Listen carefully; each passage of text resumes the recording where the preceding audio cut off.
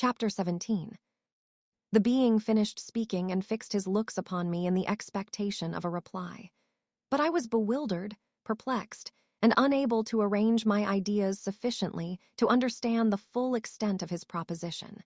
He continued, "You must create a female for me with whom I can live in the interchange of those sympathies necessary for my being. This you alone can do, and I demand it of you as a right which you must not refuse to concede." The latter part of his tale had kindled anew in me the anger that had died away while he narrated his peaceful life among the cottagers. And as he said this, I could no longer suppress the rage that burned within me. "I do refuse it," I replied, "and no torture shall ever extort a consent from me. You may render me the most miserable of men, but you shall never make me base in my own eyes. Shall I create another like yourself, whose joint wickedness might desolate the world? Begone. I have answered you. You may torture me, but I will never consent." "You are in the wrong," replied the fiend, "and instead of threatening, I am content to reason with you. I am malicious because I am miserable. Am I not shunned and hated by all mankind? You, my creator, would tear me to pieces and triumph. Remember that, and tell me why I should pity man more than he pities me. You would not call it murder if you could precipitate me into one of those ice rifts and destroy my frame, the work of your own hands. Shall I respect man when he condemns me?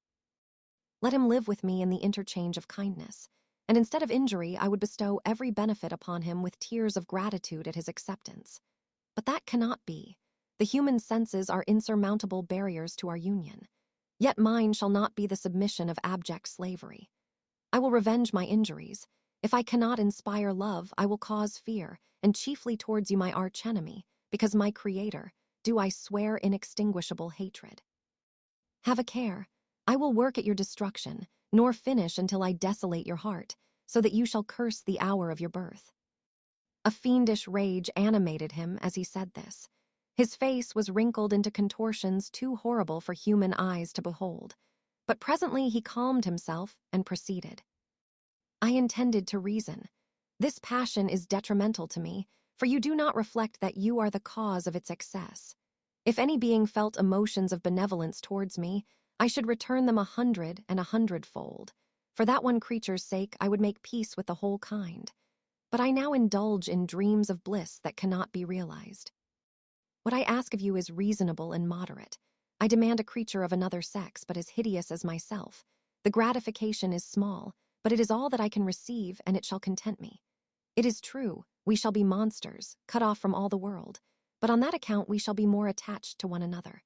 Our lives will not be happy, but they will be harmless and free from the misery I now feel. Oh, my creator, make me happy. Let me feel gratitude towards you for one benefit. Let me see that I excite the sympathy of some existing thing. Do not deny me my request." I was moved. I shuddered when I thought of the possible consequences of my consent, but I felt that there was some justice in his argument. His tale and the feelings he now expressed proved him to be a creature of fine sensations, and did I not as his maker owe him all the portion of happiness that it was in my power to bestow? He saw my change of feeling and continued. "If you consent, neither you nor any other human being shall ever see us again. I will go to the vast wilds of South America. My food is not that of man. I do not destroy the lamb and the kid to glut my appetite. Acorns and berries afford me sufficient nourishment. My companion will be of the same nature as myself, and will be content with the same fare.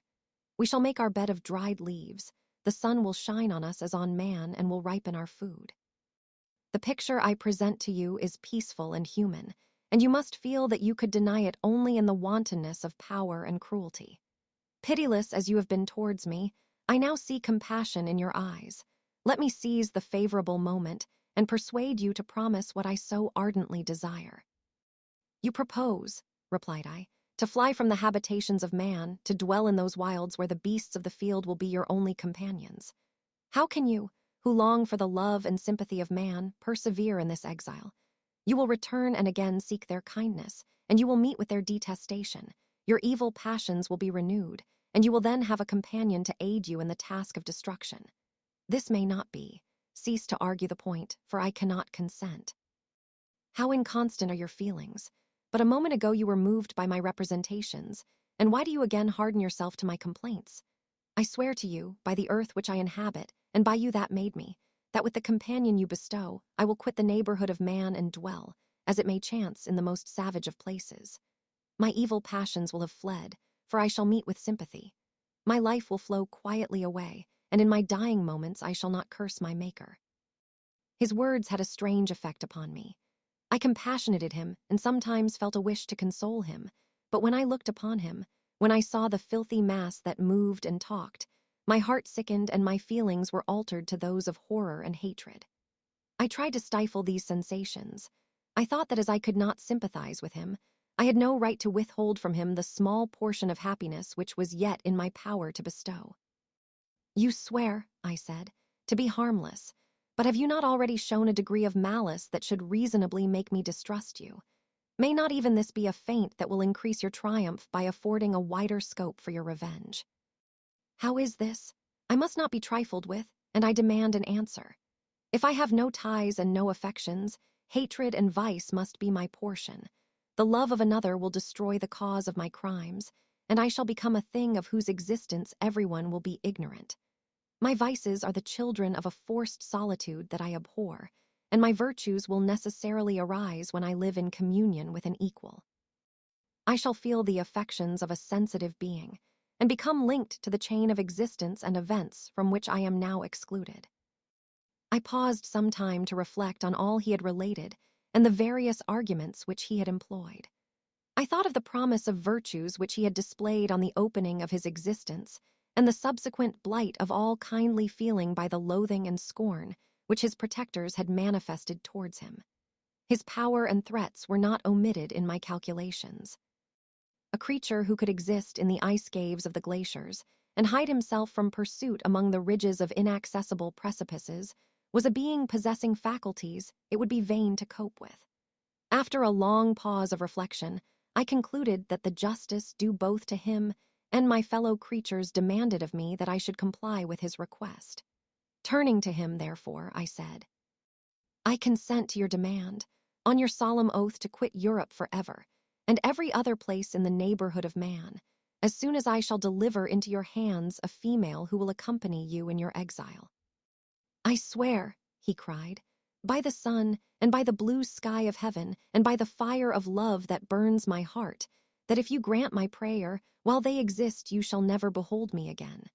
Depart to your home and commence your labors. I shall watch their progress with unutterable anxiety, and fear not but that when you are ready I shall appear." Saying this, he suddenly quitted me, fearful, perhaps, of any change in my sentiments. I saw him descend the mountain with greater speed than the flight of an eagle, and quickly lost among the undulations of the sea of ice. His tale had occupied the whole day, and the sun was upon the verge of the horizon when he departed. I knew that I ought to hasten my descent towards the valley, as I should soon be encompassed in darkness, but my heart was heavy, and my steps slow. The labor of winding among the little paths of the mountain and fixing my feet firmly as I advanced perplexed me, occupied as I was by the emotions which the occurrences of the day had produced. Night was far advanced when I came to the halfway resting place and seated myself beside the fountain. The stars shone at intervals as the clouds passed from over them. The dark pines rose before me, and every here and there a broken tree lay on the ground. It was a scene of wonderful solemnity and stirred strange thoughts within me.